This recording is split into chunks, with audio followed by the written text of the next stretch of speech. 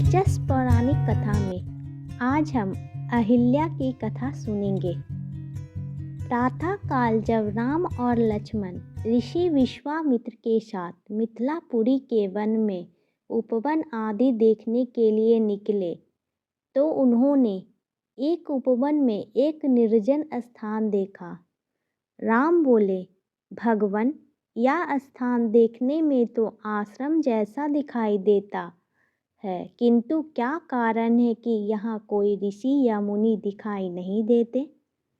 विश्वामित्र जी ने बताया, यह स्थान कभी महात्मा गौतम का आश्रम था। वे अपनी पत्नी अहिल्या के साथ यहाँ रहकर तपस्या करते थे।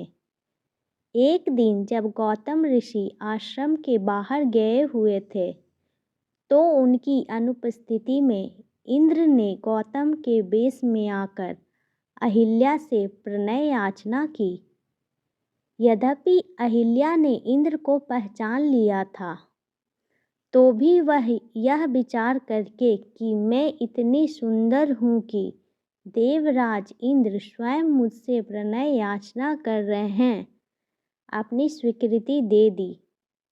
जब इंद्र अपने लोक लौट रहे थे तभी अपने आश्रम को वापस आते हुए गौतम ऋषि की दृष्टि इंद्र पर पड़ी, जो उन्हीं का वेश धारण किए हुए थे।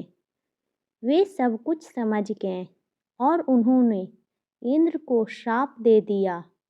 इसके बाद उन्होंने अपनी पत्नी को श्राप दिया कि हे दुराचारनी, तू हजारों वर्ष तक केवल हवा पीकर कष्ट उठाती हुई यहाँ राख में पड़ी रहे।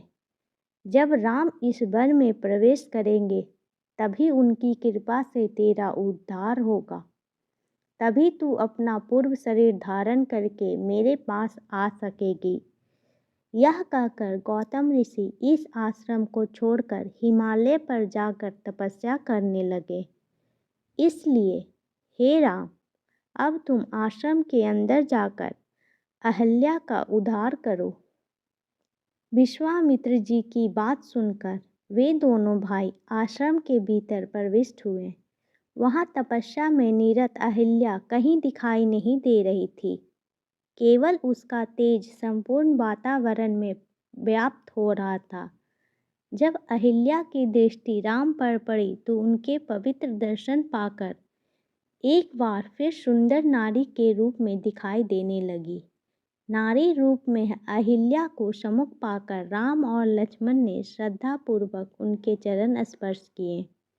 उससे उचित आदर सत्कार ग्रहण कर वे मुनिराज के साथ पुनः मिथिलापुरी को लौट आए। Please like and subscribe my channel.